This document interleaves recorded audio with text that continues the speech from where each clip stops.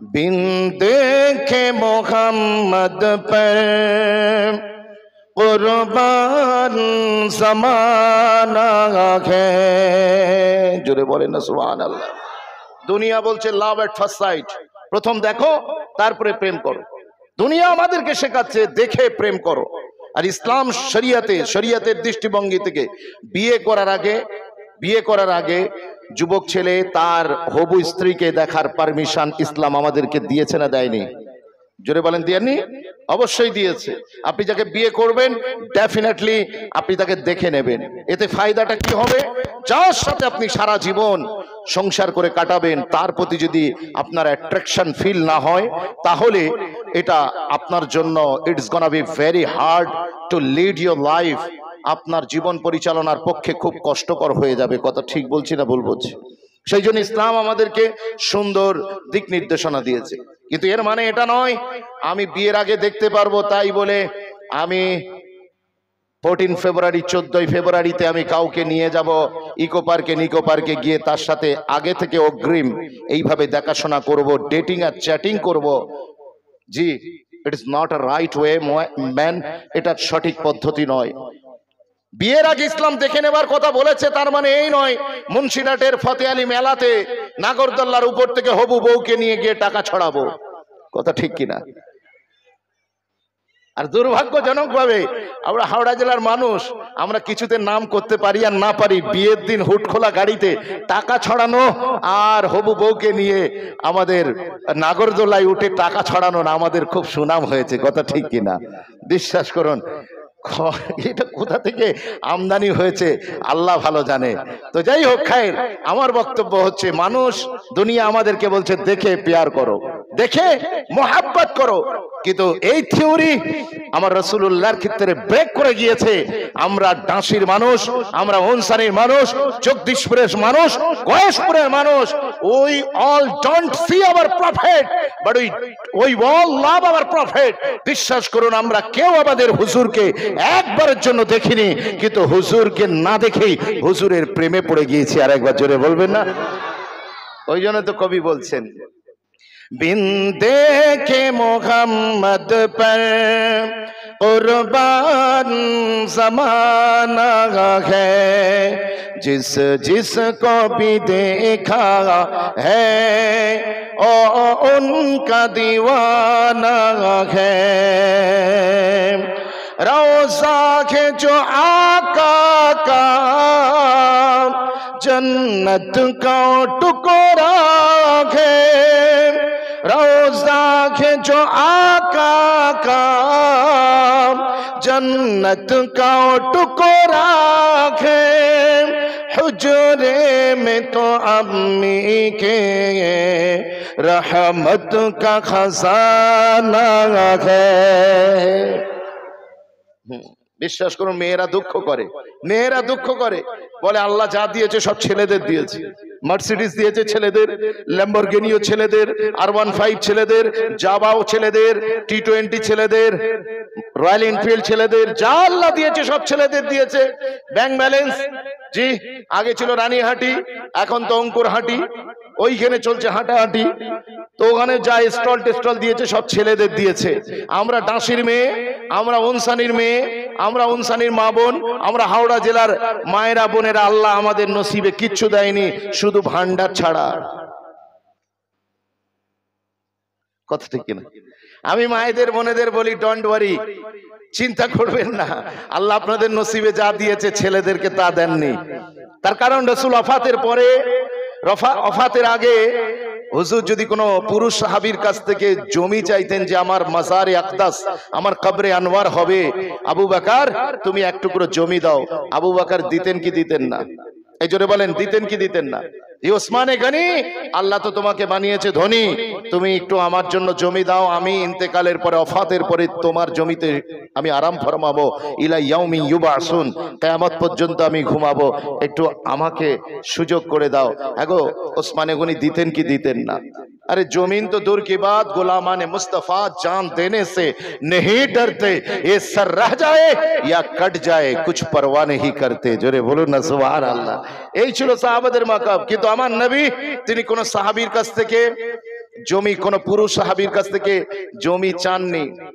আর আপনারা জানেন শরিয়তের মাসালা হলো নবী পাকদের আম্বিয়া আলাইহিমুস সালাতু ওয়াস সালামদের ওয়াফাত যেখানে হবে সেইখানেই তাদের মাজার হবে। ওয়াফাত যেখানে হবে সেইখানেতেই তার মাজার মোবারক হবে। বিশ্বাস করুন আমার নবী পাক তার শেষ সময়টুকু ইচ্ছাকৃতভাবে জেনে বুঝে সাইয়্যিদা তয়্যিবা সিদ্দিকায়ে কায়নাত আম্মা জান আয়েশা সিদ্দিকার হুজরাটাকে বেছে নিয়েছিলেন যাতে করে কিয়ামত পর্যন্ত আমার রাসূলে পাক আম্মা জানের ঘরে ঘুমাতে পারেন। আজকে মেয়েরা বলছে আল্লাহ সব ছেলেদের দিয়েছে, আমাদের ভাগ্যে কিচ্ছু দেয়নি।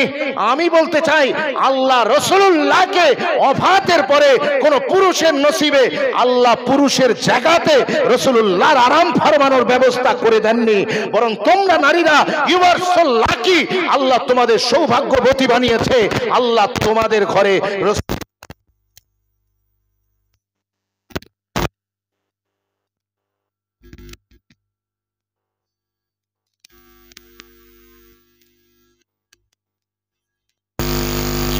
चाहिए मिल गए मुस्तफा और क्या चाहिए, জোরে বলুন না সুবহানাল্লাহ। বিশ্বাস করুন সেই জন্য হাসরের ময়দানে আল্লাহ যদি আমাদেরকে জিজ্ঞাসা করে যে বান্দা কি নিয়ে এসেছো, আমরা বলবো কেউ নামাজ এনেছি, আমাদের ভিতরে কেউ বলবে রোজা এনেছি, কেউ বলবে হজ যাকাত দান সাদকা খায়রাতের কথা বলবে, কেউ মাদ্রাসা মসজিদের কথা বলবে। কিন্তু সাইয়্যিদা তয়্যিবা তাহিরা হযরতে আম্মা জান আয়েশা সিদ্দিকাকে যখন আল্লাহ জিজ্ঞাসা করবেন তুমি কি নিয়ে এসেছো, আম্মা জান আয়েশা সিদ্দিকা রওজায়ে রাসূলের চাবি মোবারক আল্লাহ চৌকাটে পেশ করে বলবে আল্লাহ আপনার হাবিবের রওজার চাবি এনেছি। আর একবার জোরে বলবেন না, একটু জোরে বলেন না সুবহানাল্লাহ।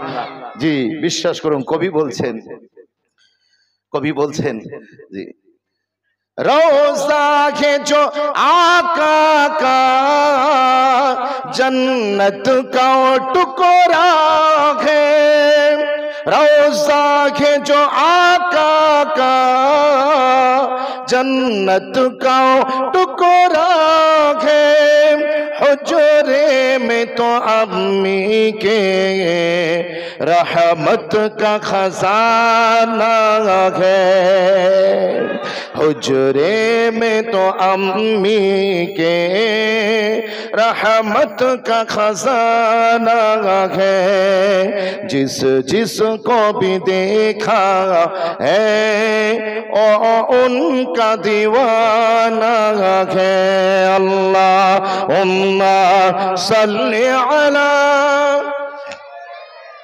माशाअल्लाह, একটু জোরে وعلى آل سيدنا।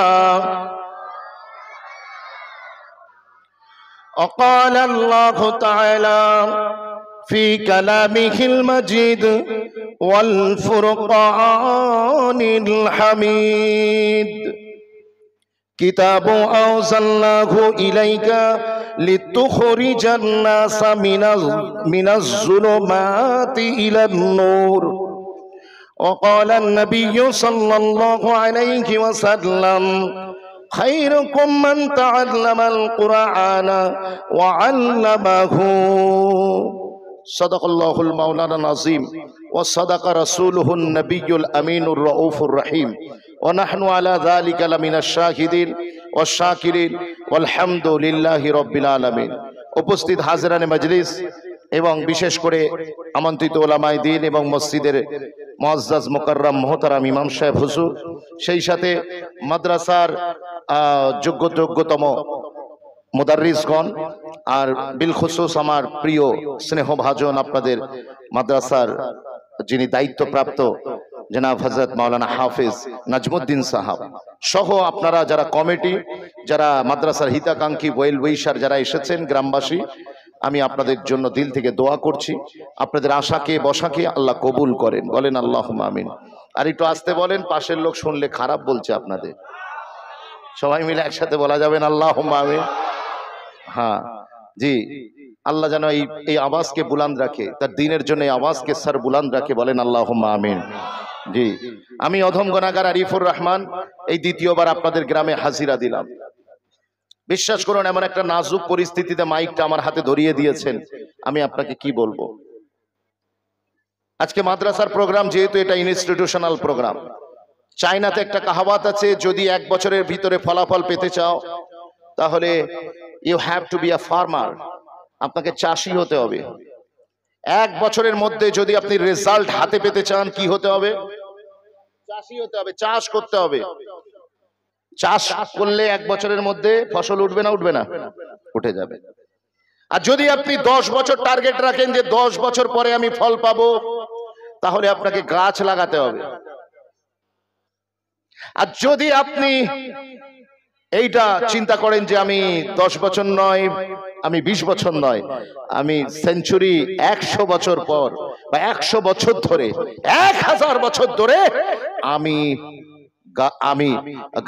আমি ফল পেতে থাকবো, তাহলে we have to set up an institution, তাহলে আমাদের একটা ইনস্টিটিউশন কায়েম করতে হবে।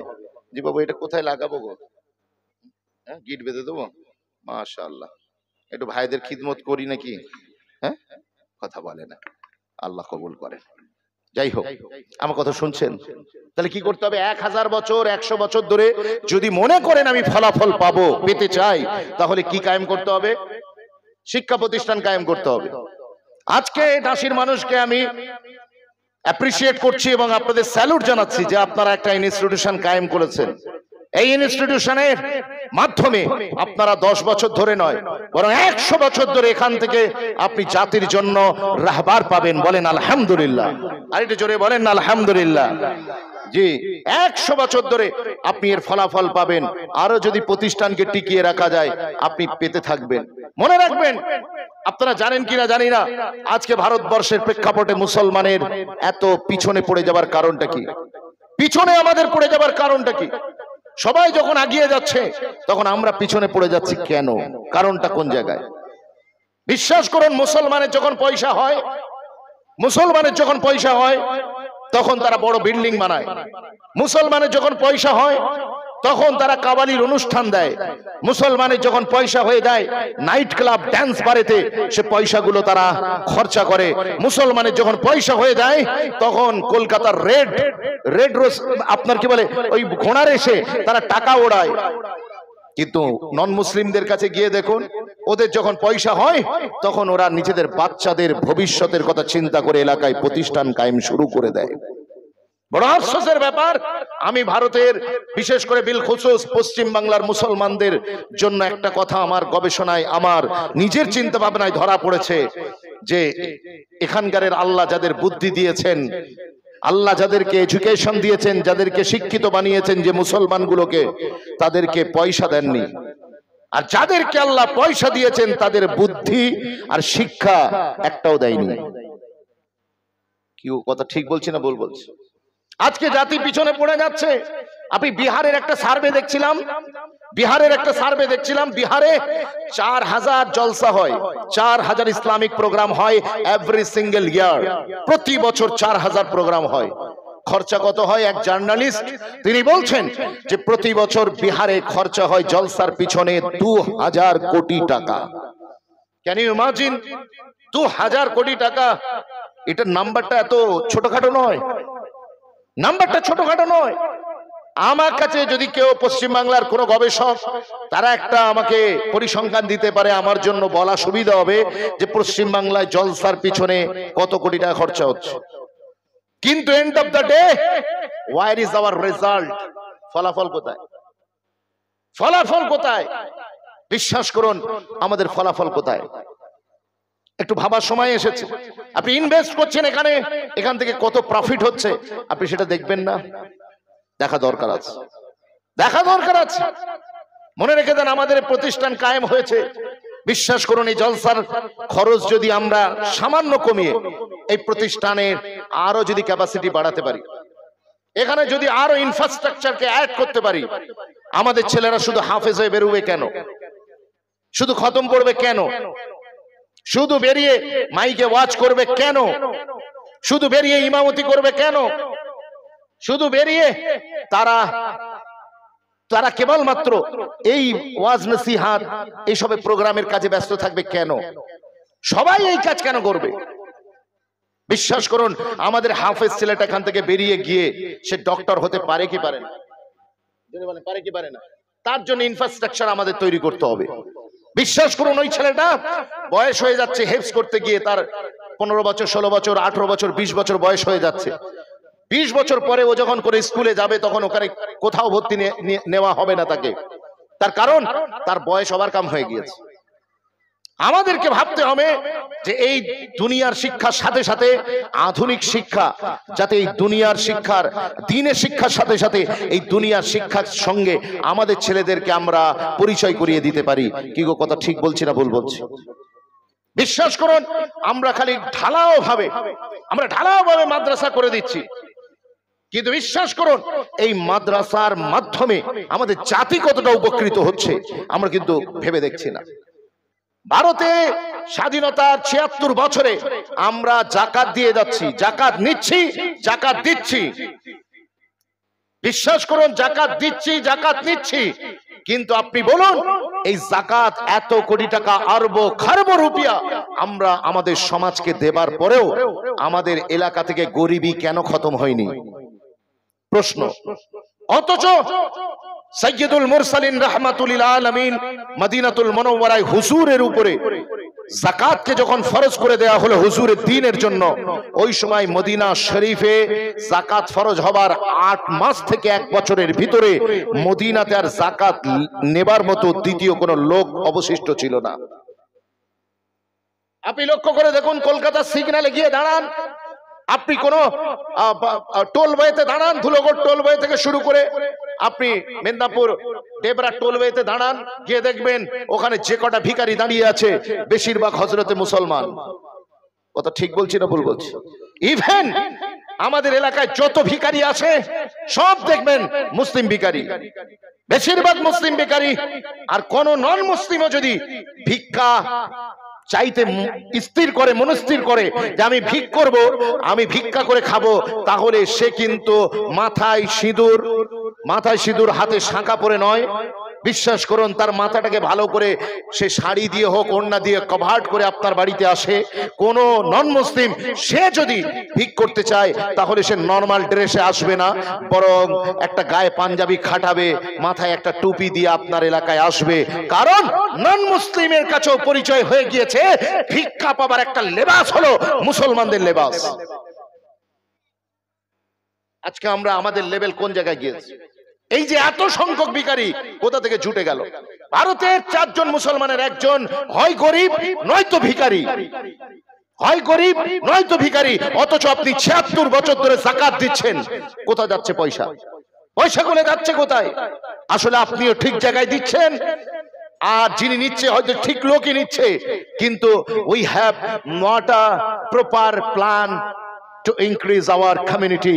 আমাদের জাতিকে রাইট ওয়েতে নিয়ে যাবার জন্য আমাদের সঠিক পরিকল্পনার অভাব হয়ে গিয়েছে। আপনি প্রত্যেককে 100 টাকা করে দিচ্ছেন, যত মাদ্রাসা আছে গড়ে বিল কাটো 100 টাকা। এ কথা ঠিক বলছি না ভুল বলছি? ওই 100 টাকা দিয়ে মাদ্রাসার কিছু হবে না? আপনি তাকে দাঁড় করাতে পারবেন?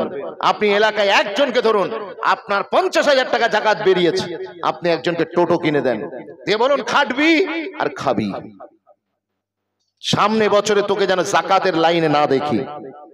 কথা বুঝতে পারছেন না? আপনি একটা মাদ্রাসাকে ধরুন, দাসপাড়া মাদ্রাসাকে, কোরআনিয়া, সিদ্দিকিয়া, আমাদের প্রাণের প্রতিষ্ঠানকে ধরুন, ধরে বলুন এই মাদ্রাসার 10 জন ছেলে এরা খাবে শুধু আমার পয়সা, আমি বাইরে কোথাও দেব না, আমি শুধু এই 10টা ছেলের দায়িত্ব নিলাম, এরা যতদিন পড়বে ততদিন আমি খরচা দেব। জোরে বলুন, আপনারা দায়িত্ব নেন। অথবা আপনি এখানে কম্পিউটার সেকশন খুলুন, এখানে স্পোকেন ইংলিশের কোর্স খুলুন, আমাদের ছেলেদেরকে আপনারা দায়িত্ব নেন যে অন্যভাবে শুধুমাত্র এদেরকে কোরআন সুন্নাহর জ্ঞান দিয়ে মার্কেটে নামিয়ে দিলে তাহলে বর্তমান যুগোপযোগী শিক্ষা থেকে এরা মাহরুম হয়ে যাবে। হযরতে যায়েদ বিন সাবিত রাদিয়াল্লাহু তাআলা আনহুকে আমার রাসূল নিজে বলেছিলেন, যায়েদ তুমি ইব্রানি ভাষা শিক্ষা করো, তুমি ফরেন ল্যাঙ্গুয়েজ শিক্ষা গ্রহণ করো। সুতরাং রাসূলুল্লাহর এই নির্দেশ মোতাবেক আপনি যদি চান দুনিয়ার জিন্দেগিতে আপনার এই দুনিয়ায় হাসানা চান আর পরকালে হাসানা চান, আমরা দোয়া করি না রব্বানা আতিনা ফিদ দুনিয়া হাসানা ওয়া ফিল আখিরাতি হাসানা, আখিরাতের হাসানা হচ্ছে আপনি কোরআন সুন্নাহর জ্ঞান অর্জন করে আমল করবেন, এটা পরকালের হাসানা। আর দুনিয়ার হাসানা হচ্ছে এই দুনিয়াতে ইজ্জতের সাথে সম্মানের সাথে রেসপেক্টেবল লাইফ লিড করবেন। তার জন্য you have to be an educated person. আপনাকে একটা সত্যিকার অর্থে শিক্ষিত, মার্জিত, রুচিশীল সমাজে প্রতিষ্ঠিত হতে হবে। একবার জোরে বলা যাবে না সুবহানাল্লাহ? কিন্তু আজকে আমাদেরকে এর উপরে গুরুত্ব দেওয়া হয় না, গুরুত্ব দেওয়া হয় না। আমাদের মাদ্রাসায় 2টো শিক্ষকের পোস্ট, মসজিদে পোস্ট একটা, মুয়াজ্জিনের পোস্ট একটা, টোটাল 4টে পোস্ট মহল্লায়। আর হাফেজ বেরোচ্ছে কটা, মাওলানা বেরোচ্ছে কটা?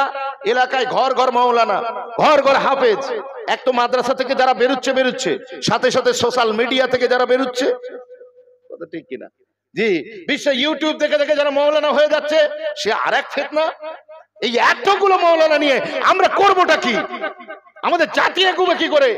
বিশ্বাস করুন, সেই জন্য রদ্দুল মুহতার আল্লামা ইবনে আবিদিন শামী জি রাহমাতুল্লাহ, তিনি লিখেছেন, মুকদ্দমার ভিতরে লিখেছেন, যেমন একটা এলাকায় একটা মুফতি থাকা এটা যেমন জরুরি, এটা যেমন ফরজ, এটা যেমন ফরজে কিফায়া। একটা এলাকায় একটা মুফতি থাকা, একটা আলেমে দ্বীন থাকা, এটা যেমন ফরজে কিফায়া, সাথে সাথে একটা ডক্টর থাকাও ফরজে কিফায়া। বলুন না সুবহানাল্লাহ? একটা আলেম থাকা, একটা হাফেজ থাকা, এটা যেমন ফরজে কিফায়া, সাথে সাথে একটা ইঞ্জিনিয়ার থাকাও ফরজে কিফায়া। একজন যোগ্য আলেমে দ্বীন থাকা একটা এলাকায়, এটা যেমন ফরজে কিফায়া, সাথে সাথে একজন শিক্ষিত, মার্জিত, ওয়েল এডুকেটেড পারসন থাকাও সেই এলাকায় মুসলমানদের ভিতরে ফরজে কিফায়া। আরেকবার জোরে বলা যাবে না সুবহানাল্লাহ? সবাই যদি মাওলানা হয়ে যায়, সবাই যদি হাফেজ হয়ে যায়, তাহলে সোসাইটি চলবে কি করে? আপনার বাড়িতে বাচ্চা অসুস্থ, আপনি হসপিটালে নিয়ে যাবেন, কিন্তু সেখানে কোনো ডাক্তার নেই, ওখানে সবাই হাফেজ সাহেব আছে, সবাই দোয়া পড়ে ফু দিচ্ছে। ওর অপারেশনের দরকার, ওর অপারেশনের দরকার, আপনি দোয়া পড়ে ফু দিলে ওটা ওর কাজ নয়। এই ওসিলা এইভাবে কাজ হয় না। আপনাকে অপারেশনের দরকার, অপারেশন করুন, করে তারপরে আল্লাহর কাছে দোয়া করুন। যদি বলেন না সুবহানাল্লাহ, তখন কাজ হবে। আপনার যার দোয়ার দরকার, দাওয়া সব কমপ্লিট করেছেন, কিন্তু দোয়া করা হয়নি, আল্লাহর দরবারে দোয়া করুন, আল্লাহ কবুল করে নেবে। বিশ্বাস করুন, আপনার বাচ্চার জন্য যেটা দরকার ছিল অপারেশন করা, আপনি সেখানে দোয়া দিচ্ছেন, ফু দিচ্ছেন, আর সবাই মিলে ইউনুস খতম করছেন। এতে কি ফায়দা? আল্লাহ বলছে ওসিলাটা ঠিক মজবুত করে ধর, ওসিলাটা মজবুত করে ধর, তুই চিকিৎসকের কাছে যা। আল্লাহর উপরে ভরসা করা। তাওয়াক্কুলের অর্থ কি? মসজিদুন নববীতে একজন বিদুইন এসেছেন, একজন বিদুইন এসে রাসূলকে বলছেন, হুজুর উটটা আমি ওইখানে বেঁধে আসবো, না উটটা ছাড়া অবস্থায় রেখে মসজিদে ঢুকবো? হুজুর বললেন, তুমি এক কাজ করো, উটটাকে ওখানে বেঁধে তারপরে মসজিদে এসো। এর নামই হচ্ছে তাওয়াক্কুল। আর একবার জোরে বলা যাবে না সুবহানাল্লাহ? আমরা তাওয়াক্কুলের মানে আমরা বুঝেছি, দরজা খুলে দাও, খুলে দে, আল্লাহর উপরে ভরসা করে ঘুমিয়ে পড়ো। চোর আসে, ডাকাত আসে, আসলে আমি বলবো ভাগ্যে যা ছিল তাই হয়েছে। এটা তাওয়াক্কুলের অর্থ নয়, আর ইসলামের মানসাও নয়। তাওয়াক্কুলের অর্থ হচ্ছে বাহ্যিক যাবতীয় ওসিলা, উপকরণ সবকিছু গ্রহণ করার পরে, ভালো করে মজবুত করে ধরার পরে, তারপরে তাওয়াক্কুল করুন আল্লাহর উপরে। ফাইজা আযামতা ফাতাওয়াক্কাল আলাল্লাহ। তারপরে দৃঢ় সংকল্প গ্রহণের পরে আল্লাহর উপরে তাওয়াক্কুল করুন। আপনার ঘর, আপনার পরিবার, আপনার সম্পদের হিফাজত যিনি করবেন, তিনি অন্য কেউ নন, তিনি আরশের মালিক আমার আল্লাহ। আর একবার জোরে বলবেন না সুবহানাল্লাহ? হয়তো আপনাদেরকে খুশি করার মতো আমার কাছে কোনো সেন্টেন্স নেই। আমি চাইছি না আপনাদের খুশি করার জন্য, খুশি করতে। আপনারা 10 দেবেন, 15 দেবেন, 20 দেবেন, আমাকে দেবেন, কিন্তু মনে রাখবেন, পয়সা না দিলেও আমি আপনাকে খুশি করতে পারবো না। কারণ আমার জাতি শেষ কিনারায় দাঁড়িয়ে পড়েছে। এই জাতিকে উদ্ধার করতে গেলে মুজাদ্দিদুজ জামান আলা হযরত দাদা হুজুর পীর কেবলার মাননেওয়ালা আমরা, দাদা হুজুরের উসুলের উপরে আপনাকে ফিরে আসতে হবে। দাদা হুজুর যেমন টাইটেল মাদ্রাসা কায়েম করেছেন, ঠিক অন দ্য মেইন টাইম, ঠিক টাইটেল মাদ্রাসার অপোজিটে মাঝখানে শুধু একটা পুকুরের পার্থক্য, তিনি ওল্ড স্কিম মাদ্রাসা যেমন কায়েম করেছেন, সাথে সাথে একটা নিউ স্কিম মাদ্রাসা, আধুনিক শিক্ষা ব্যবস্থার উপরে, যাতে আমাদের জাতির ছেলেরা ডক্টর, মাস্টার, প্রফেসর, ইঞ্জিনিয়ার হয়, সাথে সাথে আমাদের ছেলেরাও যাতে আলেম হয়। দুটো দিককে নজরে রেখে, তিনি সামনে রেখে জাতিকে এগিয়ে নিয়ে যাবার কাজটা বঙ্গপুত্র আবু বকর সিদ্দিকী প্রথম বাংলায় চালু করেছিলেন। জোরে বলুন। আজকে আমরা সেই দাদা হুজুরের উসুল থেকে অনেকটা যেন দূরে চলে গিয়েছি। আসলে এই ধরনের কথাগুলো আমরা শুনতে অভ্যস্তও নয়। এসব শুনলে মনে হবে যে হুজুর মনে হয় অন্য তরিকার লোক, কথা ঠিক কিনা? হুজুর মনে হয় আমাদের টিমের লোক নয়, কথা ঠিক কিনা? যে আপনার টিমের লোক কিনা এটা বড় ইম্পর্টেন্ট নয়, ইম্পর্টেন্ট এটা যে আপনি আল্লাহ এবং তার রাসূলুল্লাহ টিমের লোক আছেন কিনা। বিশ্বাস করুন, আমি হাতে ধরে আপনাদেরকে বলে যাই, দাদা হুজুর পীর কেবলার যে চিন্তাধারা ছিল তৎকালীন টোটাল ভারতবর্ষ সহ এই ওয়েস্টার্ন ইন্ডিয়াতে, পূর্ব ভারতে যিনি এই মুসলিম জাতির রেনেসার আন্দোলনের যিনি যুগপুরুষ ছিলেন, যিনি মহাপুরুষ ছিলেন, প্রাণ পুরুষ ছিলেন, তিনি অন্য কেউ নন, তিনি ছিলেন মুজাদ্দিদুজ্জামান আলা হযরত দাদা হুজুর পীর কেবলা। আরেকবার জোরে বলবেন না সুবহানাল্লাহ? বিশ্বাস করুন, তিনি টোটাল বাংলা সরজমিনে 800-র উপরে মাদ্রাসা কায়েম করেছেন। আরেকবার জোরে বলুন 800। আমরা তো সবাই মিলে, পাড়ার মহল্লার সবাই মিলে আমরা একটা প্রতিষ্ঠান চালাতে পারছি না, আর দাদা হুজুর পীর কেবলা 800-র উপর প্রতিষ্ঠান কায়েম করে তিনি নিজে সেই প্রতিষ্ঠানগুলো পরিচালনার দায়িত্ব পালন করতেন। What a amazing thing! ভেবেছেন ওই মানুষটার অবদান? আর আমি যেটা বলছিলাম, দাদা হুজুরের স্বপ্ন ছিল আমাদের এই সিলসিলার ভিতরে, আমাদের মুসলিম সমাজের ভিতরে একদিকে যেমন আলেম তৈরি হবে, পাশাপাশি ডক্টর তৈরি হবে, পাশাপাশি ইঞ্জিনিয়ার তৈরি হবে, পাশাপাশি মাস্টার তৈরি হবে, পাশাপাশি প্রফেসর তৈরি হবে। আজকে মুসলমানের আপনি চাকরি ক্ষেত্রে পরিসংখ্যান দেখুন, ভোট তো খুব নেচে নেচে দিতে যাই, ভোট তো ইলেকশন এলে ঝান্ডা তো হাতে ধরে নি। মনে রেখে দেন, আপনি চাকরির ক্ষেত্রে মুসলমানের পরিসংখ্যান দেখুন, 1%ও মনে হয় বর্তমান পরিসংখ্যানে মুসলমান টিকবে না। কিন্তু জেলখানায় যান, হসপিটালে যান, কারাগারগুলোতে যান, আপনি দেখবেন শুধুমাত্র কারাগারগুলো ভরে রেখেছে আমাদের মতো হযরতে মুসলমান। মুসলমান এলাকায় আপনি দুটো জিনিস বেশি দেখতে পাবেন, একটা কসাইখানা আর একটা ডাক্তারখানা। কি গো, কথা ঠিক বলছি না ভুল বলছি? বিশ্বাস করুন, আমরা একটা গভর্নমেন্টকে 5 বছরের জন্য সিলেকশন করি, শুধুমাত্র এটা দেখে সিলেকশন করি যে ওই গভর্নমেন্ট ক্ষমতায় এলে আমরা গোশ খেতে পারবো কি পারবো না। কথা বলেন, আমাদের গরুর উপরে হাত না পড়ে, আমাদের টিকিয়ার পরোটার উপরে হাত যাতে না পড়ে, আমরা সেই দেখে 5 বছরের জন্য একটা গভর্নমেন্টকে ক্ষমতায় বসিয়ে দিই। আমরা এটা দেখি না ওই সরকার আসার পরে আমার বাচ্চাটা এডুকেটেড হয়েছে, মাস্টার্স কমপ্লিট করেছে, গ্রাজুয়েট হয়েছে, সে কোনো ভালো জব পাবে কিনা, ভালো কর্মসংস্থান পাবে কিনা, আমাদের বাড়ির মেয়েরা তারা সুন্দর শিক্ষা পাবে কিনা, আমাদের জাতির ডেভেলপ হবে কিনা, যে গভর্নমেন্টের মাদ্রাসাগুলো আছে সেগুলো ধীরে ধীরে উন্নতির পথে যাবে কিনা, এসব আমাদের ভাবনার মধ্যে থাকে না। কিংবা আমরা যেটা করে কেমনে খাই, যে আমাদের বিজনেস, আমাদের হাটের কারবার, এই ব্যবসা, সেই সরকার এসে কোনো উন্নতি করবে কি করবে না, ওই ডোন্ট কেয়ার। আমরা এসব কেয়ার করি না। আমরা দেখি যে আমাদের ওই হযরতে গরু মশাইকে যাতে কোন রকম ডিস্টার্ব যে সরকার করবে না, সেই সরকারকে আমরা 5 বছরের জন্য ক্ষমতায় আনবো। কথা ঠিক কিনা? হাতে ধরে বলে যাই, আপনি change your mind and change your attitude. দৃষ্টিভঙ্গি চেঞ্জ করুন। এই স্বাধীনতার এত বছর ধরে সবকটা গভর্নমেন্টকে আপনি ঝুলি ভরে ভোট দিয়েছেন শুধুমাত্র গরু খাবার আশায়। কেন গরু না খেলে আপনি মুসলমান হবেন না? আপনার মুকদ্দারে যদি গরু লেখা থাকে গরুই পাবেন, যদি ভেঁস লেখা থাকে ভেঁস পাবেন, যদি মটন লেখা থাকে মটনই পাবেন। আপনি রুজি নিয়ে এত চিন্তা কেন করেন? আল্লাহ রিস্ক দেতা है कीड़ों को पत्थरों में, फिर क्यों तू परेशान है? हीरे मोती के चक्करों में उड़ जा आसमां में, या गोता लगा ले समंदर में, मिलेगा तुझको उतना ही जितना है तेरे मुकद्दर में। जोरे बोलो। বিশ্বাস করুন, আপনার নসিবে যে রিজিক আল্লাহ লিখে দিয়েছেন, এটা anyhow you will get it. আপনি পাবেনই পাবেন, কেউ ছিনতে পারবে না। কিন্তু আপনি আপনার বাচ্চার কথা ভাববেন না, আপনি আপনার কমিউনিটির কথা ভাববেন না। বিশ্বাস করুন, আজ মসজিদ ভেঙে দেওয়া হচ্ছে। যে সরকারকে এত ভোট দিলেন, আমি সারা ভারতবর্ষের কথা বলছি, যে গভর্নমেন্টকে 2 হাত তুলে ভোট দিলেন, কোন কেউ একটাও আপনার পক্ষে দাঁড়িয়েছে? একটাও আপনার পক্ষে দাঁড়িয়েছে? মনে রেখে দেন, কেউ একটা কথা বলেছে? বাবরি মসজিদ 500 বছর ধরে ওইখানে দাঁড়িয়েছিল, সারা দুনিয়া দেখেছে। ওখানে মন্দির ছিল, পৃথিবীর কোনো মানুষ দেখেনি। কথা বুঝতে পারছেন? পৃথিবীর কোনো মানুষ দেখেনি। 5 শতাব্দী ধরে বিশ্বাস করুন ওখানে বাবরি মসজিদ দাঁড়িয়েছিল।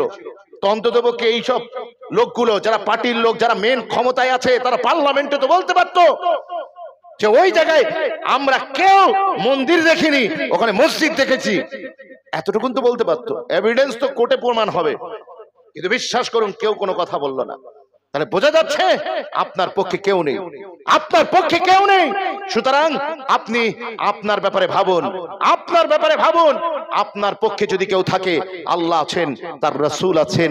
বিশ্বাস করুন, আপনাকে যদি কেউ সাহায্যের জন্য এগিয়ে আসে, উনি অন্য কেউ নন, উনি হলেন আরশের মালিক আমার আল্লাহর। একবার জুড়ে বলবেন না? বিশ্বাস করুন, আমি হাতে ধরে আপনাদেরকে বলে যাই যে আজকে আপনার নিজের ছেলেদের কথা ভাববেন না? এই ছেলেগুলো দাঁড়াবে কোথায়? বর্তমান বিশ্ব, জি, এআই আর্টিফিশিয়াল ইন্টেলিজেন্সের বিশ্ব হচ্ছে। আমাদের ছেলেরা কোথায়? এরা 24 ঘন্টা রাত 2টো পর্যন্ত মহল্লায় চায়ের দোকান খোলা থাকে। কেন? রাত 2টো পর্যন্ত শান্তি বিমল আপনার মুসাফিরের দোকান খোলা থাকে। কেন? আপনি পাশে আমাদের রেসপেক্টেড হিন্দু ব্রাদার্স এন্ড সিস্টার্সদের এলাকায় চলে যান, আমাদের নন মুসলিম এলাকায় চলে যান, রাত 11টার পরে, রাত 10টার পরে পুরো সান্নাটা ছেয়ে যায়। কিন্তু মুসলিম এলাকাগুলো ঘুরে ঘুরে দেখুন, কি আপনার অঙ্কুরাটি, কি আপনার পাঁচলা, কি আমার উনসানি, কি আমার ডোমজুড়, কি আমার এই এলাকার কাশি এলাকা, আমাদের জগদীশপুর, গয়েশপুর এলাকায়, মুসলিম এলাকাগুলোতে রাত 2টো, 2:30, 3টে পর্যন্ত চায়ের দোকান খুলে থাকে। তার মানেটা কি? তার মানে হচ্ছে অন্য কিছু নাই, এই মহল্লার লোক রাত 2টো, 2:30, 3টে পর্যন্ত জেগে থাকে। কথা বুঝতে পারছেন না? জি, তবেই তো দোকান খোলা থাকে। আর আপনি বলছেন দেখে নেবো ওদের সাথে, ওরা আমাদের সাথে কি করে লড়বে? আপনি সেই জাতির সাথে পাঙ্গা নিচ্ছেন যারা ভোরে ওঠে, যারা ভোরে ওঠে তাদের সাথে পাঙ্গা নিচ্ছেন। আপনি তো রাত 2টো, 2:30টায় বিছানায় যান, আর সকাল 11টার নিচে আপনার ঘুম ভাঙে না। সূর্যের আলো মাথার উপরে উঠে যাওয়া ছাড়া আপনার ঘুম ভাঙে না। আপনি সেই জাতির সাথে পাঙ্গা নিচ্ছেন যারা ভোরে উঠে ওয়াকিং এন্ড জগিং করছে, মর্নিং ওয়াক করছে। অথচ আপনার রাসূল বলে দিয়েছেন, কোরআন বলছে সকালে ওঠো, সকালে ওঠো, ফজরে উঠে নামাজ পড়ো। আমাদের এখানে কটা পর্যন্ত আপনার দোকানগুলো খোলা আছে আপনি দেখেছেন কোনোদিন? ভেবে দেখেছেন? রাত্রে বেলা ছেলেরা বাঁশ বাগানের নিচে আপনার চা টানে বসে বসে মোবাইল টিপছে, গেম খেলছে। এই ছেলেগুলো বড় হয়ে না ভালো কারবারি হবে, না সমাজকে কিছু দিতে পারবে। সুতরাং ভাবার সময় আছে, সময় এসেছে, ভাবুন, ভাবা প্র্যাকটিস করুন। মনে রেখে দেন, আজকে হাতে ধরে বলে যাই, যেদিন ওখানে ফরেনেতে হার্ভার্ড ইউনিভার্সিটি তৈরি হচ্ছিল, সালটা 1932, যেদিন আপনার প্রথম ইট রাখা হয় হার্ভার্ড ইউনিভার্সিটির, সালটা 1632। আর ঠিক ওই রকম একই সময়ে ভারতে একজন মোগল সম্রাট ছিলেন, নাম হলো শাহজাহান। জানেন তো? শাহজাহান সাহেব তিনি তাজমহলের ইট রাখছেন 1636-এ। ওখানে 32-এ হার্ভার্ড বিশ্ববিদ্যালয়ের ইনাগ্রেশনের জন্য, উদ্বোধনের জন্য সেখানে ইট রাখা হচ্ছে, প্রাণ প্রতিষ্ঠার পরিকল্পনা চলছে। আর ঠিক সেই রকম সময়তে ভারতে আমাদের মোগল সম্রাট শাহজাহান তিনি এখানে তাজমহল বানাচ্ছেন। আজ তাজমহলের সামনে যান, আর আজ হার্ভার্ড বিশ্ববিদ্যালয়ের সামনে চলে যান, দুটো জায়গায় গিয়ে দুরকম চিত্র দেখতে পাবেন। এক নম্বর কথা, তাজমহলে গিয়ে তার আর্কিটেক্ট দেখে আপনার চোখ ধাঁধিয়ে যাবে। আপনি বলতে বাধ্য হবেন, তাজমহলের পাথর দেখিয়াছো কি তার প্রাণ? ভিতরে তার মমতাজ নারী, বাইরে শাহজাহান।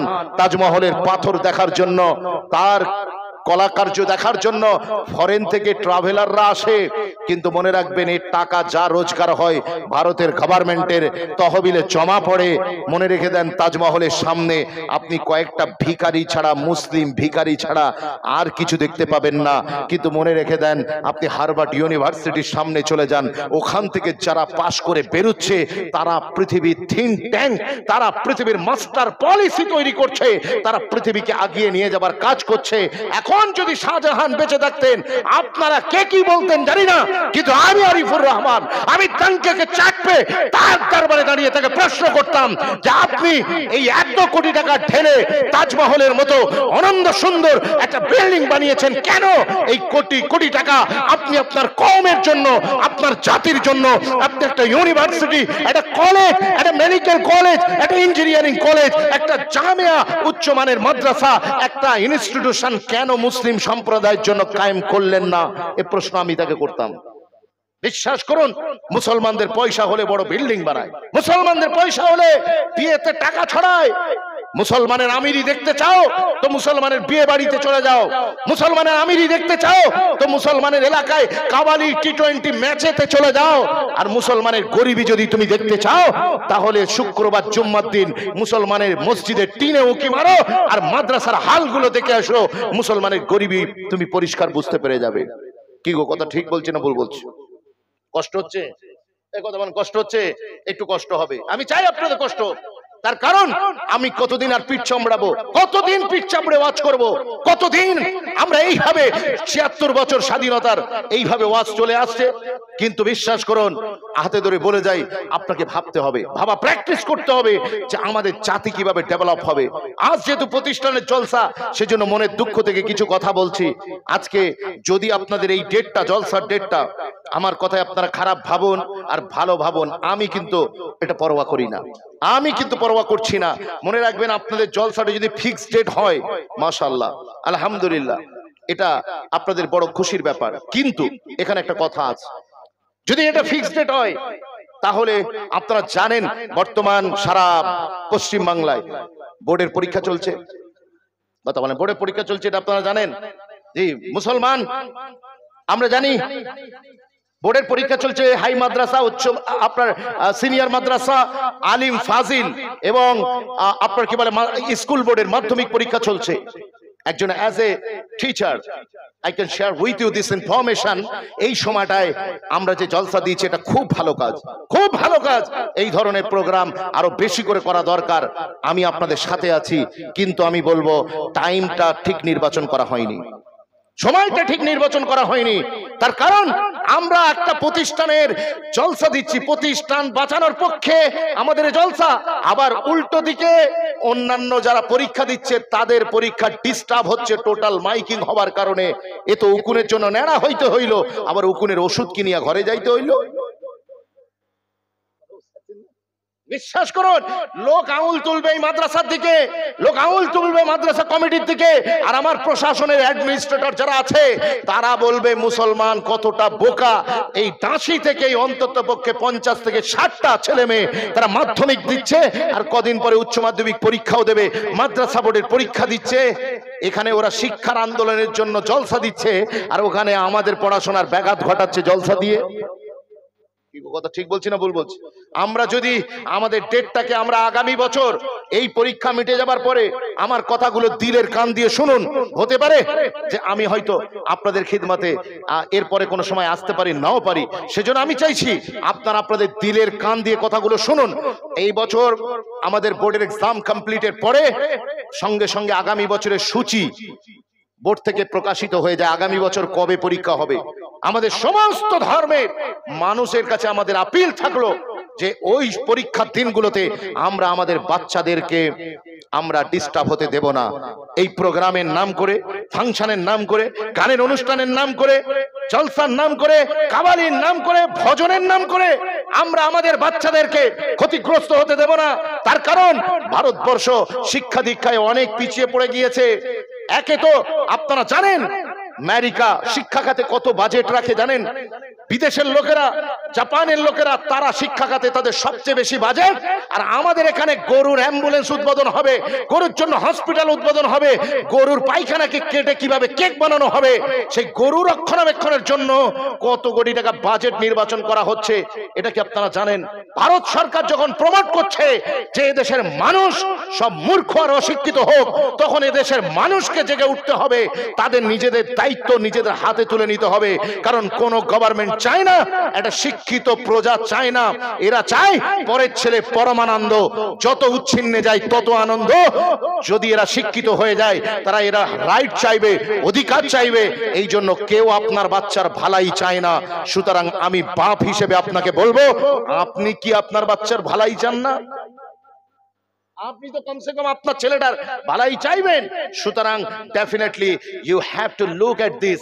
আপনাকে এই বিষয় খেয়াল রাখতে হবে। আমি অধম গুনাহগার আপনাদেরকে বললাম যে আমাদের মুসলিম লোকেদেরকে আমি অনুরোধ করব, যারা এখানে এসেছেন, মাদ্রাসাটাকে আরো কি করে আধুনিক মানের করা যায় সেটা চিন্তা করুন। জি, আপনি সৌদি আরবে চলে যান, পুলিশের ড্রেসে ইউনিফর্ম পরে প্রশাসনের দায়িত্ব পালন করছে, আর জবান নড়ছে, জবান নড়ছে। কান লাগান, কান লাগানোর সঙ্গে সঙ্গে আপনি দেখবেন তার জবান থেকে he is reciting the holy Quran, তিনি আল্লাহর কোরআন তেলাওয়াত করছেন। একটু জোরে বলবেন না সুবহানাল্লাহ? আমাদের এখানে সে হাফেজ হয়েছে মানে সে খতম পড়বে, সে খতম শুধু পড়বে। কেন? ওই হাফেজ ছেলেটা কেন সে একজন বিজনেসম্যান হতে পারবে না? আজ তো বিজনেসের অবস্থা মুসলিম এলাকায় ঢুকলে দেখতে পাওয়া যায় বিজনেসের কি হাল। জি বিশ্বাস করুন, 18 সাইজের মাল 16 সাইজ হয়ে যাচ্ছে। কথা ঠিক কিনা? আমরা কথায় কথায় কসম উঠাচ্ছি, বলছি আল্লাহর কসম 100 টাকায় পড়তা নেই, মাল দেবো কি করে? অথচ আপনার 80 টাকায় পড়তা এসে যাচ্ছে। কিন্তু আপনি কাস্টমারকে আপনি ইমপ্রেস করার জন্য আপনি 20 টাকার বিনিময়ে, খালি 20 টাকার বিনিময়ে আল্লাহর নামকে বেচে বিক্রি করে খাচ্ছেন। 20 টাকার বিনিময়ে আপনি স্ট্রেট কাট বলে দিন, আমি 100 টাকার নিচে দেব না। এখানে মাঝখানে আল্লাহর নাম কেন ইনক্লুড করছেন? আল্লাহর কসম কেন উঠাচ্ছেন? কেন? আমার প্রশ্ন আপনাদের উপরে। আমার দুঃখ মোদিজিকে নিয়ে নয়, আমার দুঃখ যোগী আদিত্যনাথকে নিয়ে নয়, আমার দুঃখ আমার কমিউনিটিকে নিয়ে, আমার দুঃখ আমার ব্যথা আমাদের লোকেদেরকে। বিশ্বাস করুন, তাই আপনাদেরকে বলে যাই, যদি একটা হাফেজে কোরআন, একজন আলেমে দ্বীন, তিনি যদি বিজনেসে ঢোকেন, তিনি চেঞ্জ করতে পারবেন, পুরো সিস্টেমটাকে চেঞ্জ করতে পারবেন, তিনি দেখাতে পারবেন হক হালালির সাথে বিজনেস করা যায় কি যায় না। আরেকবার জোরে বলা যাবে না সুবহানাল্লাহ? তো শুধু তাকে কে খতম পড়তে বলেছে? জি বিশ্বাস করুন, একজন হাফেজে কোরআন, তিনি স্কুলের মাস্টার ডিগ্রি কমপ্লিট করবেন, ক্যালকাটা ইউনিভার্সিটিতে ভর্তি হবেন, তিনি যাদবপুরে যাবেন, প্রেসিডেন্সিতে যাবেন। বিশ্বাস করুন, তিনি আইটিআই খড়গপুরে ভর্তি হবেন।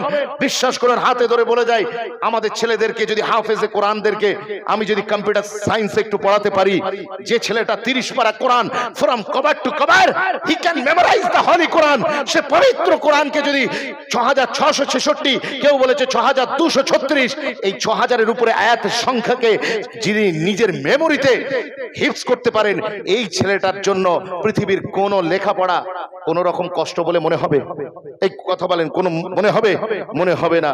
মনে রেখে দেন, আমরা কয়েকটা খালি সাজেশন মুখস্থ করে মাধ্যমিক পরীক্ষা দিই, মাধ্যমিক পরীক্ষা মিটে যায়, সঙ্গে সঙ্গে আমাদের মেমোরি থেকে সেই শিক্ষা শেষ হয়ে যায়, সে মুখস্থ বিদ্যা শেষ হয়ে যায়। কিন্তু একজন হাফেজে কোরআন, দাসপাড়া সিদ্দিকিয়া কোরআনিয়া মাদ্রাসার মুকাদ্দারে এত বড় একজন হাফেজে কোরআনের নাম লেখা আছে, যে ছেলেটা এখান থেকে পাস আউট করবে আর মৌত পর্যন্ত সে কখনোই সে তার কোরআনের হিফজকে ভুলবে না।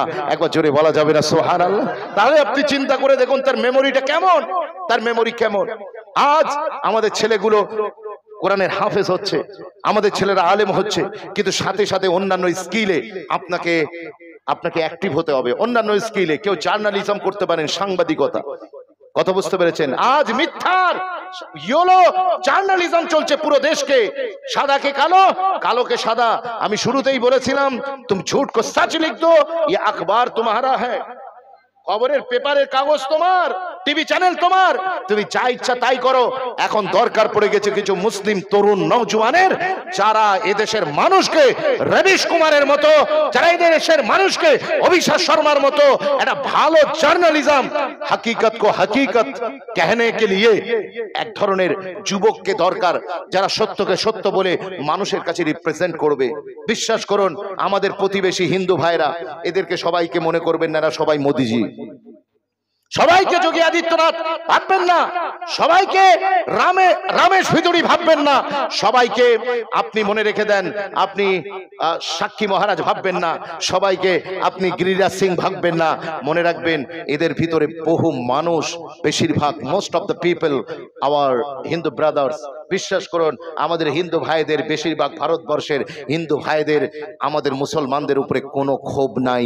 ওরা চান আমরা সব মিলেমিশে থাকি। কি গো, কথা ঠিক বলছি না ভুল বলছি? কিন্তু মিডিয়া আমাদেরকে তাদের সামনে এমন ভাবে উপস্থাপন করছে, তারা বিশ্বাস করতে বাধ্য হচ্ছে যে মুসলমান মানেই সন্ত্রাসবাদ, মুসলমান মানেই সন্ত্রাসী, মুসলমান মানেই জঙ্গিবাদের কারখানা, মাদ্রাসা মানেই সন্ত্রাসের আঁতুড়ঘর। বিশ্বাস করুন, সেই জন্য কিছু যুবকের দরকার যারা সাংবাদিকতার কাজে এগিয়ে আসবে। আল্লাহ যেন কবুল করেন। বলেন আল্লাহ, বলেন আল্লাহুম্মা আমিন। আমি চাইছি, আপনাদের কষ্ট হচ্ছে তো? হ্যাঁ, কষ্ট হবে। আমি অনেকে বলবে এখন হচ্ছে না, কারণ এখন শ্রোতারা প্রেসার কুকার হয়ে গেছে। প্রেসার কুকার, পিছনে আগুন জ্বলবে, উপর থেকে সিটি মারবে, আর সকালবেলা চায়ের দোকানে গিয়ে আমার সবরেসানি করবে। কথা বুঝছেন না? বলবে উনসানি থেকে এনাকে কে দাওয়াত করেছিল? যত চাপ সব আকরাম ভাইয়ের উপরে। কোথা গেল? জি আছে তো নাকি? বিশ্বাস করুন, আমি অনুরোধ করছি, একটু ভাবুন। আল্লাহ এই মাদ্রাসাকে কবুল করুক। এই মাদ্রাসার সাথে সাথে আপনারা আপনাদের ছেলেদেরকে স্পোকিং ইংলিশের একটা কোর্স দেন, একটা ভালো টিচার নিয়ে আসুন, ভালো শিক্ষক নিয়ে আসুন, তাদেরকে জেনারেল এডুকেটেড বানান। সাথে সাথে একই দুনিয়া দিনের সাথে দুনিয়াকে একসঙ্গে সংযুক্ত করে আপনারা এই পৃথিবীতে রাজ করুন। আপনার আখিরাতের হাসানা শুধু মাকসাদ নয়, আপনার দুনিয়ার হাসানাটাও আপনার মাকসাদ। কথা ঠিক বলছি না ভুল বলছি? বিশ্বাস করুন, আমাদের ছেলেরা কোরআন শরীফ মুখস্থ করেছে, আলহামদুলিল্লাহ সুম্মা আলহামদুলিল্লাহ, বিরাট বড় ফজিলত। কিন্তু বিশ্বাস করুন, ওই কোরআনের ভিতরে কি লেখা আছে আমাদের ছেলেরা জানে না। কোরআন কি মেসেজ দিচ্ছে আমাদের ছেলেরা জানে না। আমরা গবেষণা করি না, রিসার্চ করি না, কিন্তু শুনলে খুশি হয়ে যাবেন, শুনলে খুশি হয়ে যাবেন। জি, ওই যে ডেনমার্কের একজন এমপি, নাম হলো জোরাম ভ্যান, নাম জোরাম ভ্যান। ইনি আসলে একজন আদতে সোশ্যাল ওয়ার্কার ছিলেন, সোশ্যাল ওয়ার্কার। তিনি সামাজিক কাজকর্ম করতেন, কিন্তু উনি ভালো ভালো প্রচার পাচ্ছিলেন না, পপুলারিটি পাচ্ছিলেন না। তো উনি চিন্তা করলেন যে আমি কি করব, কি করে আমার প্রচারের আলোয় আসা যায়। আজকে কিছু বক্তাও এরকম ধরে নিয়েছে, দেখেননি? এই টেন্ডেন্সি ধরে নিয়েছে, যখন প্রচার হতে পারছে না, যখন ফেমাস হতে পারছে না, যখন ভাইরাল হতে পারছে না, তখন কিছু দুনিয়ালোভী বক্তা তারা মার্কেটে নেমে তারা শর্টকাট একটা পদ্ধতি নিয়েছে। ফুরফুরার পীর আবু বকর সিদ্দিক তিনি মেহনতের মাধ্যমে ফেমাস হয়েছেন। পাঁচ হুজুর কেবলা তিনি মেহনতের মাধ্যমে ফেমাস হয়েছেন। কিন্তু আজকে কিছু বক্তা আছে, তারা মার্কেটে নেমেছে, তারা ফেমাস হতে চাইছে, তারা শর্টকাট লাইন ধরেছে। তারা দেখছে ও কাজ তো আমার নয়, আমার বাপ দাদা 14 পুরুষও করতে পারবে না, তো আমার কি কাজ? তো ফেমাস হবার দুটো লাইন, একটা হচ্ছে দীর্ঘ মেহনত, সাধনা, রিসার্চ, গবেষণা। বিশ্বাস করুন, তারপরে আপনি সে জায়গায় পৌঁছাতে পারবেন।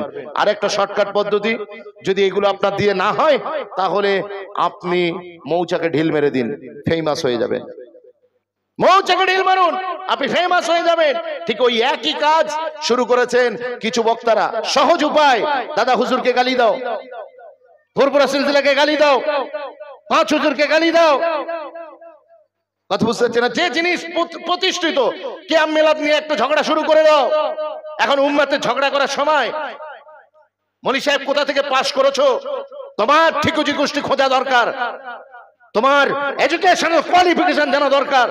এখন এই ঝগড়া করার সময় তোমার বাবরি তোমার চোখের সামনে দিয়ে চলে গেল, জ্ঞানবাপীর পিছনে পড়েছে, তারপরে তাজমহলকে সেখানে তেজমহল বলে সম্বোধন করা হচ্ছে, একটার পর একটা মসজিদ হারাচ্ছ, মাদ্রাসা হারাচ্ছ। তোমার সংবিধান থেকে সেকুলারিজম শব্দটা তুলে দিয়ে সেখানে আপনার কি বলে অ্যামেন্ডমেন্ট করে নতুন ভাবে একটা হিন্দু রাষ্ট্র করার পরিকল্পনা চলছে। আর এখন তুমি এর ভিতরে ফেরকাবাজি শুরু করেছো, ফেরকাবাজি শুরু করেছো। বিশ্বাস করুন, হাতে ধরে বলে যায় তোমাদের বড়রা আর আমাদের বড়রা একসঙ্গে বসে এর একটা সমাধান করে দিয়েছে।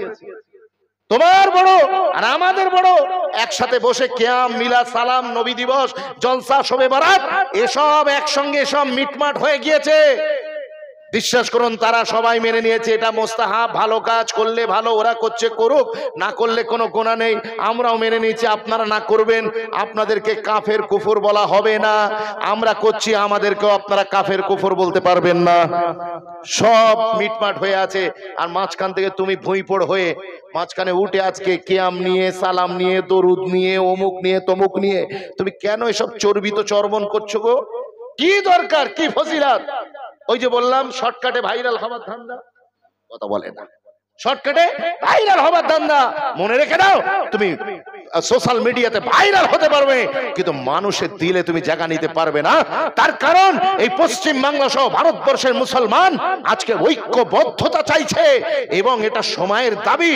এখন কে কি এসব দেখার দরকার নেই, যাকে যেটা ভালো লাগে সে সেটা করুক, কিন্তু আমরা কেউ কারোর বিরুদ্ধে ফতোয়াবাজি করে আমাদের ঐক্যটা আমরা নষ্ট করতে দেব না।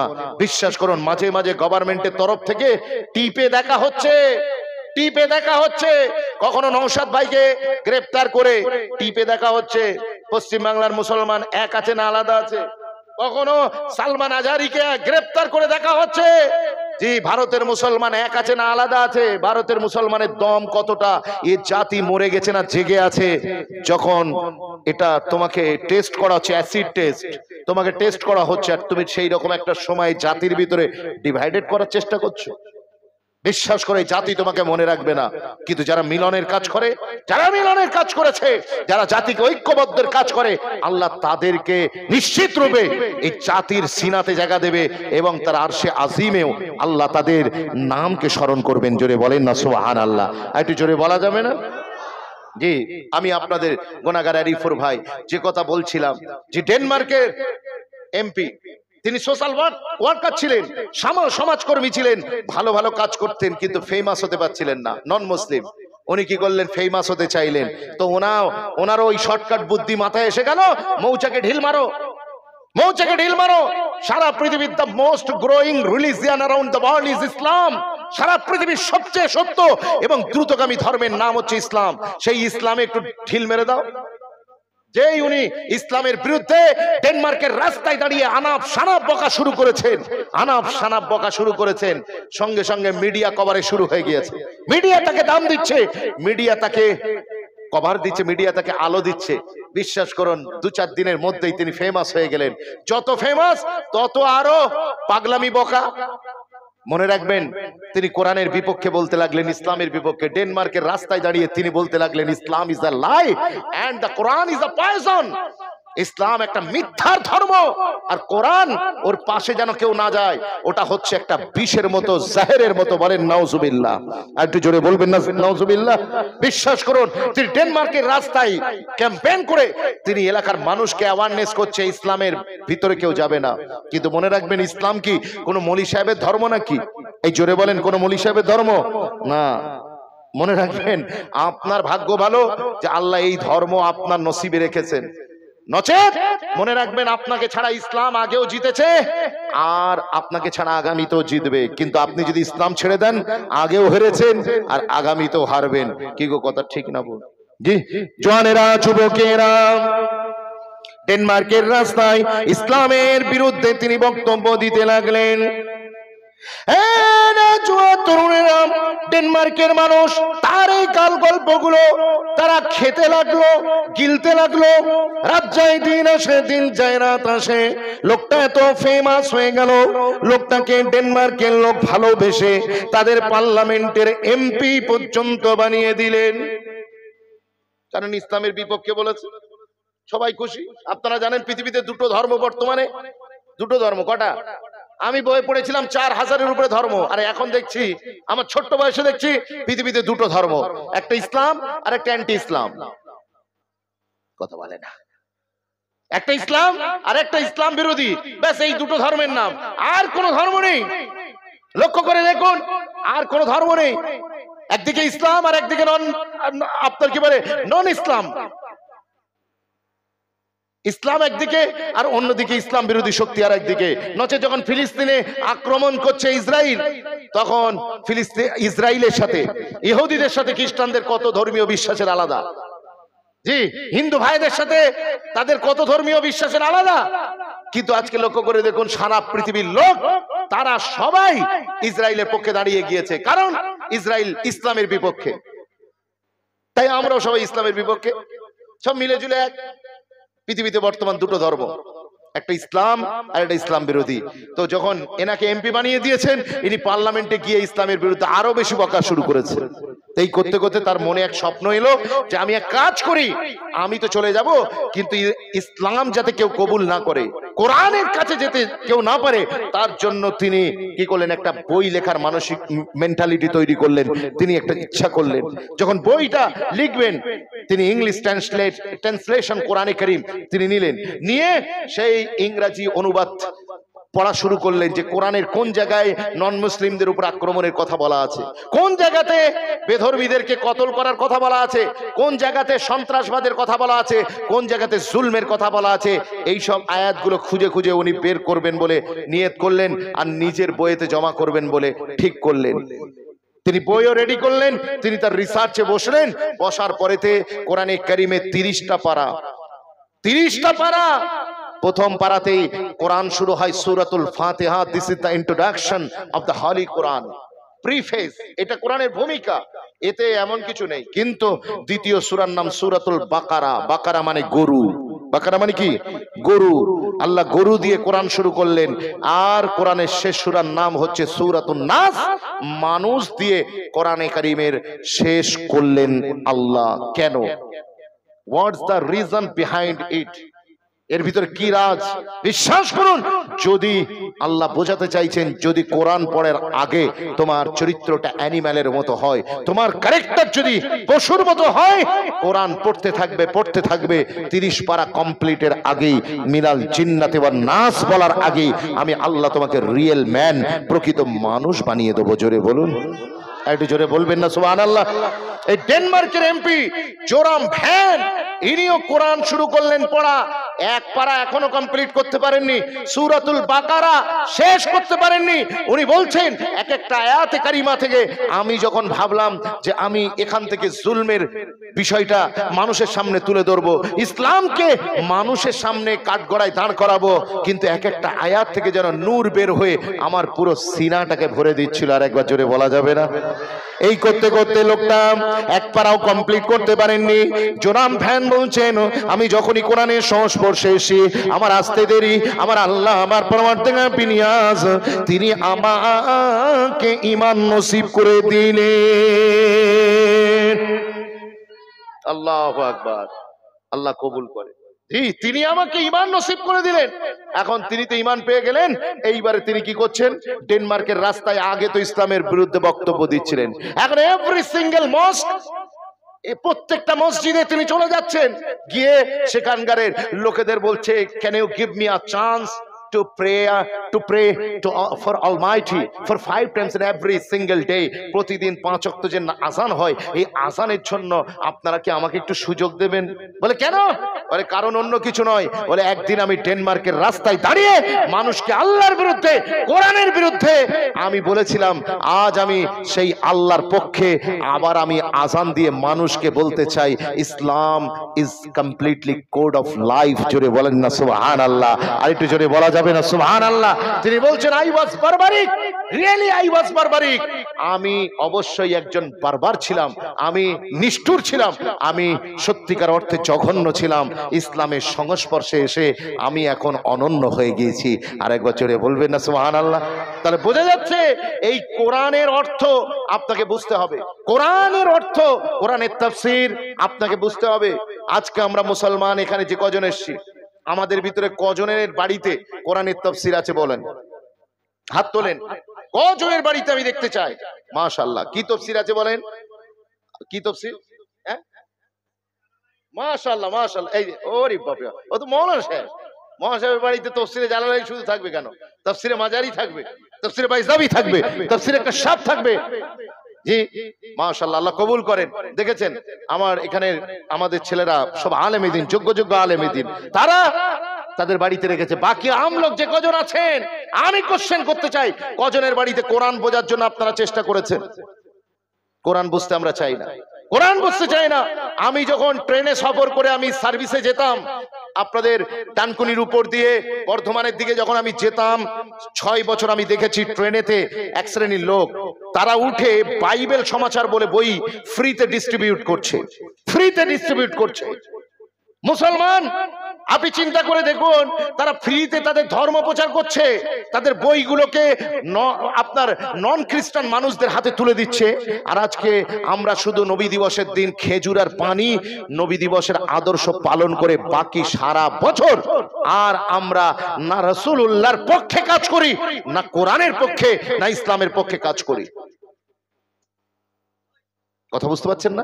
জি, আজকে আমাদের এখানে নন মুসলিমদের এলাকায় আপনাদের জলসার দিন আপনারা একটা স্টল করলেন, সেখানে আপনি বাংলা কোরআন, নন মুসলিম বাংলা কোরআনের তাফসীর নন মুসলিমদের হাতে তুলে দেন। এটা ক্যাম্পেইন করুন, আপনার ধর্মকে জানান, এটা আপনার দায়িত্ব, এটা আপনার দায়িত্ব। শুধু হুজুররা করবে, শুধু পীর সাহেবরা করবে, শুধু পীরজাদারা করবে, আলেমরা করবে, মুফতি সাহেব করবে, হাফেজরা করবে?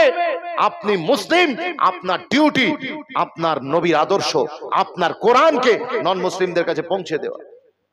আমাদের মুসলমানরা নিজেরাই কোরআন পড়েনি, কোরআনের ভিতরে কি লেখা আছে আমরা জানি না, ফলে আমাদেরকে ভুল বোঝাতে বড় সহজ হয় অন্য মতবাদের লোকেদের। কথা বুঝতে পেরেছেন? আমাদেরকে ভুল বোঝাতে বড় সহজ হয়। আমি হাতে ধরে বলে যাই, বাড়িতে একটা তাফসীর কিনবেন, তবে এখানে একটা গুরুত্বপূর্ণ পয়েন্ট মনে রাখবেন, এটা ভুলবেন না, এটা ভুলবেন না। এটা নতুন কিছু নয় যে সবাই আপনাকে বলবে, সবাই আপনাকে বলবে যে আপনি নিজে কোরআন বুঝুন, সবাই আপনাকে বলবে আপনি নিজে কোরআন পড়ুন, এটা আপনাকে সবাই বলবে, এটা নতুন কিছু নয়। কিন্তু আমি যে পয়েন্টের কথা বলবো এইটা আপনি আঁচলে বেঁধে নেন, শুধু নিজে একা কোরআন পড়বেন না, সাথে রাখবেন একজন যোগ্য আলেমে দ্বীনের নজরদারি। কি বললাম? সাথে রাখবেন একজন যোগ্য আলেমে দ্বীনের নজরদারি, সাথে রাখবেন। অর্থাৎ কোন আলেমের আন্ডারে আপনি এটা পড়বেন, আপনি তাকে যেখানে অসুবিধা হবে তার কাছ থেকে গাইডলাইন নেবেন। নচেত এমন কিছু বিষয় আছে যেটা বিদ্বানরাই জানেন, যারা স্কলার তারাই বিষয়টাকে আপনাকে সহজ করে উপস্থাপন করতে পারে। প্রতিটা ক্ষেত্রে, প্রতিটা ডিপার্টমেন্টে আপনারা দেখবেন যে সেখানে কিন্তু একজন গুরুকে ধরতে হয়। জি, এখানে ডক্টরের বই, এমবিবিএস এর বই মার্কেটে বিক্রি হয় না? মার্কেটে বিক্রি হয় কিনা? এখন এই এমবিবিএস এর বই মার্কেটে কিনে আপনি বুঝে আপনি যদি পড়া শুরু করে দেন একা একাই, আর তারপরে আপনাদের ডাঁশির কোনো লোককে যদি অপারেশন করতে চান ওই বই পড়ে, জি, পিজিতে আপনি যদি কোনো ডাক্তারের আন্ডারে, সিনিয়র অ্যাসোসিয়েট প্রফেসরের আন্ডারে যদি জুনিয়র ডক্টরশিপ যদি আপনি না করেন, ইন্টার্নশিপ যদি আপনি না করেন, তাহলে আপনি যদি শুধু বই পড়েই অপারেশন শুরু করে দেন, তাহলে রোগী বাঁচবে না মরবে? জোরে বলেন, মরবে। বিশ্বাস করুন, সেই জন্য আপনাদের কাছে আমার অনুরোধ, আপনাদের শেখা দরকার, কিন্তু এই শেখাটা যেন কোনো গুরু ছাড়া না হয়। কথা বুঝতে পারছেন না? কারণ শয়তান আমাদেরকে রাস্তা ভটকে দেওয়ার জন্য তৈরি আছে। ইউদিল্লু বিহি কাসীরা ওয়া ইয়াহদি বিহি কাসীরা। এই কোরআন পড়ে অনেকে হেদায়েত প্রাপ্ত হয়েছে, আবার অনেকে পথভ্রষ্ট হয়েছে, কিন্তু তারপরেও পথভ্রষ্ট হয়েছে বলে আমরা পথভ্রষ্ট যাতে না হই তার জন্য আমাদেরকে কোরআন পড়তে হবে, অনুবাদ পড়তে হবে, বুঝতে হবে। আল্লাহ কি মেসেজ দিয়েছে, we have to understand that, আমাদেরকে বুঝতে হবে। বিশ্বাস করুন, আমি আপনাদেরকে কেন এই কথাটা বললাম? জওয়ানেরা, যুবকেরা, আপনারা জানেন সাবার রানী বিলকিস আর সুলাইমান নবীর ঘটনা। সাবার রানীকে যখন দিনে দাওয়াত দেওয়া হলো, কিন্তু তার আগে কি করলেন? হযরতে সুলাইমান নবী নিজের দরবার সাজালেন। দরবার সাজিয়ে সমস্ত লোকেদেরকে ডাকলেন, ডেকে বললেন, আমার যে সাবার রানী যে সিংহাসনে বসে, ওই সিংহাসনটাকে আমার চৌকাঠে আনতে হবে। তোমাদের ভিতরে কে পারবে? ক্বালা ইফরিতুম মিনাল জিন। তখন একটা বড় জিন, এই জিনেরাও তো সুলাইমান নবীর রাজত্বের অংশ ছিলেন, তারা হুজুরের কথা শুনতেন। হুজুর জিনেদের দিয়ে বাইতুল মুকাদ্দাস তৈরি করিয়েছিলেন, জানেন তো? জি, হুজুর জিনেদের উপরে বাদশাহী করতেন। তো ওই জিন উঠে দাঁড়িয়ে বলছে, হুজুর আমি এনে দেবো। বলে কতক্ষণে আনবে? বলে ওই বিশাল সিংহাসন, বিশাল সিংহাসন, এই সিংহাসনটা আমি তুলে আনবো আপনার এই মজলিস শেষ হবার আগে, আপনার জলসা শেষ হবার আগে আমি ওখান থেকে আপনার দরবারে হাজির করব। বলুন না সুবহানাল্লাহ। সুলাইমান নবী বলেন, নো নো, আমার দরকার নেই, অত টাইম আমি দিতে পারবো না। কে আছো? ওর থেকে দ্রুত আনবে। ওই সময় একজন হাত তুলেছেন, তিনি কে জানেন? তিনি হাত তুলে বলছেন, হুজুর আমি এনে দেবো, আমি এনে দেবো। বলে তোমার টাইম কত লাগবে? বলে আপনার চোখের পলক আর একটা চোখের সাথে ছোঁয়ার আগেই, আঁখ ঝপকনে সে পহলে मैं ला दूंगा। জোরে বলুন, আরেকটু জোরে বলবেন না সুবহানাল্লাহ। এই লোকটা কে? Who is he? কে এই লোকটা? কোরআন জানাচ্ছে, ক্বাল আল্লাযী ইনদাহু ইলমুম মিনাল কিতাব। ক্বাল আল্লাযী ইনদাহু ইলমুম মিনাল কিতাব, এখানে মিন বাদিয়া। এই দরবারের ভিতরে যার কাছে জবুরের কিছু জ্ঞান ছিল, জবুরের কিছু জ্ঞান ছিল, বেশি জ্ঞান নয়, কিছু জ্ঞান ছিল। ক্বালাল্লাযী ইনদাহু ইলমুম মিনাল কিতাব, যার কাছে জবুরের সামান্য জ্ঞান ছিল, সেই সামান্য জ্ঞানের মানুষটা তিনি হাত তুলে বলছেন, আমি এনে দেবো এটা। কত সময়? চোখের পলক আর একটা পলকের সাথে স্পর্শ টাচ করার আগে। জোরে বলুন না সুবহানাল্লাহ। সুলাইমান নবী বলেন, তাহলে তো কামাল হয়। সঙ্গে সঙ্গে চোখ ঝাপকানোর পহলেই কি হলো? ওখান থেকে বিলকিসের অত বড় সিংহাসন, হীরে জহরত মণি মুক্ত খচিত সিংহাসন সুলাইমান নবীর সামনে পড়ে আছে। সুলাইমান নবী নিজে চোখে দেখতে পেলেন, চোখের পলক ফেলার আগে। জোরে বলুন। এখন বিদেশে সাদা চামড়ার লোক সাদা চামড়ার লোক, এই গোরারা, এরা খুব জেনারেল শিক্ষা দীক্ষায় খুব উন্নত। আমরা ভারতীয়রা ওনাদের কালচার গুলো কপি করি, ওনাদের কালচার গুলো গার্লফ্রেন্ড, বয়ফ্রেন্ড, ক্রাশ, এইসব কনসেপ্ট ওদের কাছ থেকে নিই। 14 ফেব্রুয়ারি, 25 ডিসেম্বর বড়দিন, এইসব কালচার গুলো ভারতীয়রা কপি করার মাস্টার। কিন্তু বিশ্বাস করুন, ফরেনারদের কাছ থেকে আমরা টেকনোলজি কপি করতে পারি না। আমরা আমাদের এডুকেশনাল সিস্টেমকে আমরা তাদের কাছ থেকে কপি করে আমাদের এলাকায় বসাতে পারি না। এটা আমাদের দুর্ভাগ্য। কথা বুঝতে পারছেন না? কারণ এই যে উৎসবগুলো মানানো হয়, পার্কস স্ট্রিটে বড়দিন মানাচ্ছে, কেক কেটে খাওয়া হচ্ছে, এসব তো এনজয়মেন্ট। মানুষ আনন্দ করতে ভালোবাসে কিন্তু পরিশ্রম করতে চায় না। আমরা ভারতীয়রা পরিশ্রম করতে চাই না। আমরা বিদেশিদের শুধু কালচার নিয়েছি, তাদের এডুকেশন নিইনি। ওরা আফসোসের ব্যাপার, তাদের টেকনোলজি, তাদের জ্ঞান বিজ্ঞানকে আমরা কপি করতে পারিনি। যদি করতাম, ভারত অনেক উন্নত, অনেক আগেই চাঁদ মঙ্গল গ্রহে জমিন ছুঁয়ে ফেলতে পারতো। বিশ্বাস করুন। তাই আমি যেটা বলতে চাইছিলাম যে ওই বিদেশিরা যে কোনো জিনিস রিসার্চ করে, আমাদের এলাকায় রিসার্চ তো দূর কি বাদ, একটা বই পড়ার কোনো ক্ষমতা নেই। সকালবেলা চায়ের দোকানে বসলে ওই গিবত গিল্লাস লেখা পেপার পড়ে, এই পার্টির লোককে ওই পার্টি মেরেছে, ওই পার্টির লোককে এই পার্টি মেরেছে। সময় থাকলে খবর দেখবে, কোন খবর, নিউজ চ্যানেল যেখানে খালি গিবত আর গিবত, পরচর্চা আর পরচর্চা। এতে কি ফায়দা? আপনি ওই টাইমটা কোরআন শুনুন, ওই টাইমটায় কোরআনের তাফসীর শুনুন। আপনি লেখাপড়া জানেন না, ইসলাম শেখা আপনার জন্য কত সহজ। আপনি হেডফোনে লাগিয়ে দেন, দিয়ে আপনি বড় বড় স্কলারদের লেকচার গুলো শুনুন, বড় বড় লেকচার গুলো শুনুন, শুনলে অনেক জ্ঞান বাড়বে। আপনি লেখাপড়া জানেন না, বাংলা পড়তে পারেন না, কিন্তু আপনি দিন শেখার বড় আগ্রহ, আপনি শুনুন। আর শোনার আগে আপনি আপনার যে হুজুরকে আপনার ভালো বলে মনে হয়, যে মতপদের আলেমদের আপনার যোগ্য বলে মনে হয়, সেই আলেমদের সামনে আপনি এটাকে পেশ করুন যে এই হুজুরের আমি বক্তব্যগুলো শুনি, এনার আকীদা আহলুস সুন্নাহ ওয়াল জামাতের সাথে আছে কি না একটু চেক করে নেবেন। কথা বুঝতে পারছেন না? তার কারণ সব আপনার কি বলে, সব সাপকে আপনি দড়ি মনে করবেন না। বিশ্বাস করুন। তা আমি হাতে ধরে বলে যাই, আজকে আপনারা এইভাবে আপনাদেরকে জ্ঞানকে বাড়াতে পারেন। আমি বলছিলাম যেটা, যে আমাদের ভারতীয়রা আমরা কপি করার মাস্টার, আমরা কপি করার মাস্টার। ফরেনারদের কাছ থেকে আমরা জ্ঞান বিজ্ঞান নিতে পারলাম না। তো ফরেনার তিনি কোরআন পড়ছিলেন, পড়তে পড়তে ইংলিশ ট্রান্সলেশন, যখন এই আয়াতে কারিমায় এসেছেন যেখানে সুলাইমান নবী আর বিলকিসের ঘটনার বর্ণনা আছে, তিনি চিন্তায় পড়ে গেলেন, হাউ ইজ ইট পসিবল। এক চোখের ঝাপকায় চোখটা নিচের দিকে খালি একবার খালি ফেলেছেন, পলক ফেলেছেন, পলক ফেলার আগে হাজার হাজার মাইল দূর থেকে বিলকিসের সিংহাসন মুহূর্তের ভিতরে সুলাইমান নবীর দরবারে আসতে পারে। এটা আজগবি কথা নয়, এটা আজগবি কথা নয়। উনি রিসার্চ শুরু করলেন, গবেষণা শুরু করলেন। ওই সাদা চামড়ার মানুষেরা, এনারা কোনো কাজ, কোনো জিনিস, কোনো তথ্যকে তাহকিক না করে, গবেষণা না করে বিশ্বাস করে না। আমরা মুসলমানেরা সব জায়গায় নেই। আল্লাহ আমাদের সেই সব জায়গায় পৌঁছে দিন, বলেন আল্লাহুম্মা আমিন। ও জওয়ানেরা, যুবকেরা, তিনি কি করলেন, আমেরিকাতে লোকেদেরকে জিজ্ঞাসা করলেন বিষয়টি। লোকেরা কেউ বললেন যে আমাদের জানা নেই, নন মুসলিমরা বললেন আমরা বলতে পারবো না।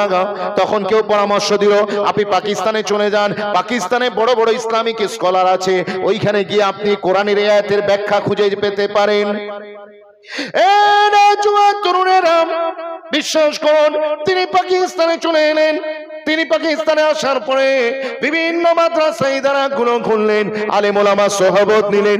যখনই নিলেন ওই সময়তে আলেম ওলামারা কি বললেন জানেন?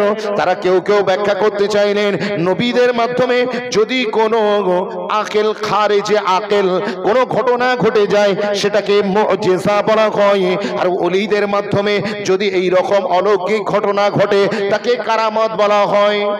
বলুন না সুবহানাল্লাহ। কিন্তু তিনি এই ব্যাখ্যা তার স্যাটিসফাই করতে পারলো না, তাকে সন্তুষ্ট করতে পারলো না।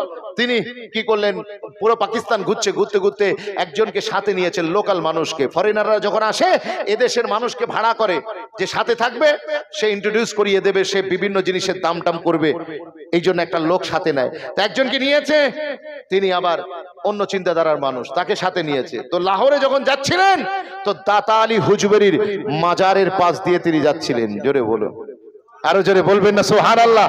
দাতা আলী হুজবেরির মাজারের পাশ দিয়ে যাচ্ছিলেন।